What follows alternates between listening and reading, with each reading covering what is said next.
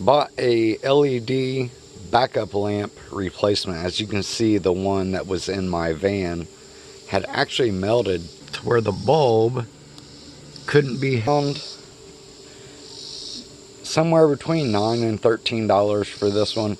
You basically take the bulb out, plug it in, and then just stick it back in place. So removal's pretty easy. I'll go ahead and show you here. Phillips screwdriver to back those two screws out. They don't have to come out all the way. And then it just pulls out. And assembly is the reverse of that.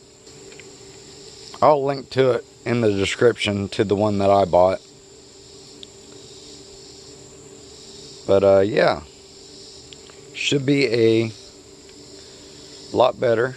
This is a 1999 e150, and I'll get it assembled, then I'll show you how. It's really simple. You just pull the bulb out, stick this in where the bulb goes, and then put the two retainers back in it. It did come with new retainers, so pretty slick.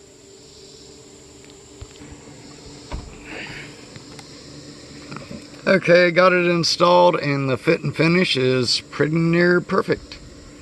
So really simple to do, cheap upgrade, and will keep me from getting pulled over because I don't have a license plate lamp.